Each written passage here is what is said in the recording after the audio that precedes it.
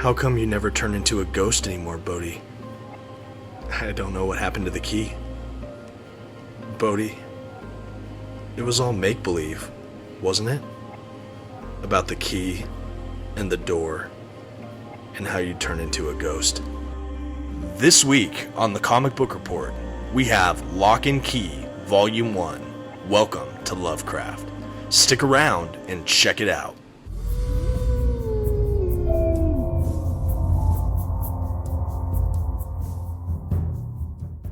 Good evening, everyone. My name is Dominic, and you're watching the Comic Book Report, where we review comic books and graphic novels so you can get an idea of what to read.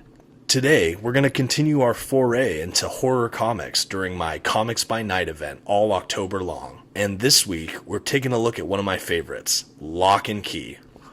But before we do, here are some quick facts. Locke Key was written by Joe Hill and penciled by Gabriel Rodriguez. The issues collected in this volume were published by IDW in 2008. This trade collects Locke Key Welcome to Lovecraft, issues 1 through 6, and it is 168 pages. And finally, I want to do a general spoiler warning. I will be flipping through this comic in its entirety and might be commenting on some of the plot elements. You've been warned. And here's the book itself. I should mention this is Volume 1 of Locke Key. The main series is a total of 6 of these trades. I got mine in a nice little hard case that all these little paperbacks slip into. And while these are the only comics I own published by IDW, they are made exceptionally well. I would be happy to buy more from the publisher if this is the quality of trades we'll be getting. Now let's go ahead and take a look at that back cover. Got some great art taken from the collection itself, along with a description of the collection and some blurbs. Yeah, overall I have to say I'm very impressed with the product itself. It's a very well-made trade paperback. And when we go ahead and make our way inside, we're treated to a beautiful dedication page that has a sprawling aerial shot of Lovecraft, followed by a foreword before getting into the main collection. And in all the series I've read, I don't know if there's a single one that's began with more of a start than Locke Key does. The story begins with 2 unstable teenagers who break into a home and begin murdering the patriarch of the Locke family.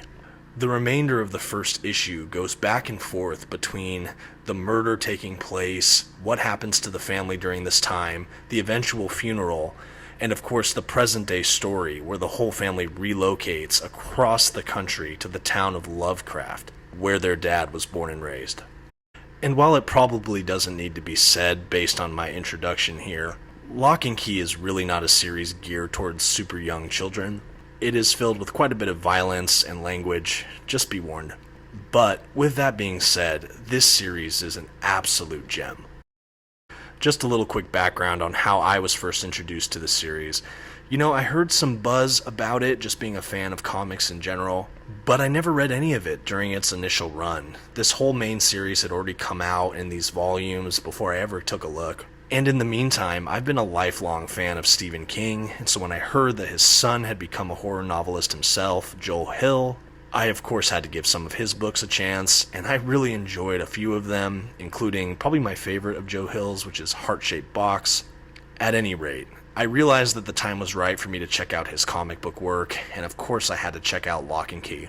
And I'm not gonna lie, when I read a little bit about the series online and heard recommendations from people, I just dove straight in and bought the whole main series for I think $60. And it was a great set. It averaged out to about $10 per trade, and I got to get the full story right in front of me.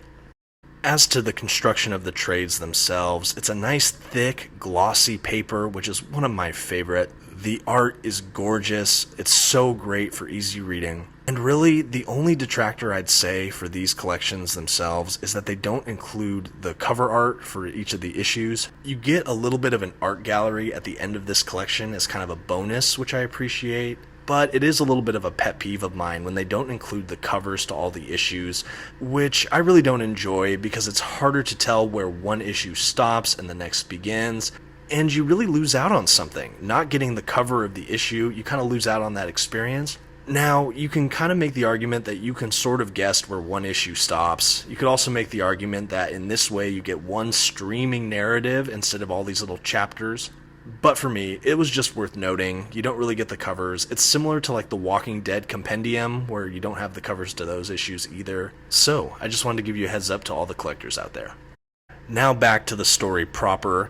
Locke Key again takes place where the family's dad is murdered by some unstable teenagers. The family relocates to his hometown of Lovecraft, Massachusetts. So of course you have the widow and then their oldest son, daughter, and youngest son, along with that father's brother who's their uncle. And really the story is about a family trying to pick up the pieces of a shattered life after they lost the dad. All the while, you come to find that the house has some magic of its own, where all across the grounds there's a sequence of magical keys that each have their own special ability and purpose. The major key that you see in this collection, the one that's on the front cover, is a key that when opening the right door, all those who walk through it immediately become a ghost, and their spirit comes out of their body. Their body is just lying dead on the floor, and their spirit can wander around before entering into the body and closing the door. And that's just one example in this collection of one of these magic keys. And throughout the series, you find many, many more that have a lot of very interesting uses, as well as past histories. And without trying to spoil too much, the Locke and Key series really tells the story of a family and family histories, and really a tale of good versus evil, and a tale of redemption and righting the wrongs of the past. And this first volume really establishes everything so well. Doing a reread of this series, I see so many little hints at what's to come, foreshadowed, or just little things set up along the way. And it makes it just such a joy to even reread. Something about this collection, but also the series as a whole, the art is so consistent. It has such a distinctive look that the artist maintains throughout the entire run, leading to an obvious sense of continuity, which at no point pulls you out of the narrative. The art, specifically in the character models, is so polished and clean, which makes the acts of violence so jarring. And I can absolutely say the art serves the greater narrative. Which, speaking of the narrative, in comes Joe Hill, who is himself a horror writer, and it's so clear to me that he knew absolutely where this series was going to go.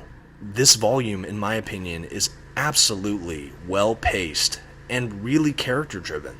Across even these first 6 issues, we see a lot of character development or depth, and a lot of great setups for what's going to happen with some of these characters or even secondary characters in the future. This collection as well does a great job of having a very clear beginning, middle, and end. It sets it up for the rest of the series, of course, but you can read this and feel like you get a good taste of a story, which I personally love to see in a trade collection.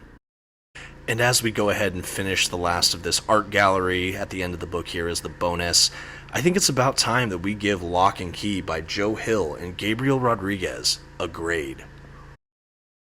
I have a feeling my enthusiasm throughout the review today might have betrayed the grade to many of you already, but for the incredible character drama, wonderful setup and establishment of a world and magic mechanic, with beautiful and consistent pencil work throughout, in a very well-made trade collection, I at the Comic Book Report have to give this innovative and amazing fantasy horror series, Locke and Key Welcome to Lovecraft, an A-. For my money, this is an absolute must-read, folks. This is, if not one of, maybe my favorite comic series ever. And the only reason I gave it an A- is compared to some of the subsequent volumes, I believe it only gets better from here. If you love dark fantasy and horror and comics, Locke and Key is a no-brainer. And with that, I thank you once again for checking out the Comic Book Report. If you haven't already, please hit that subscribe button and the bell icon so you can get all of our awesome Halloween content all month long during my Comics by Night event. Good night.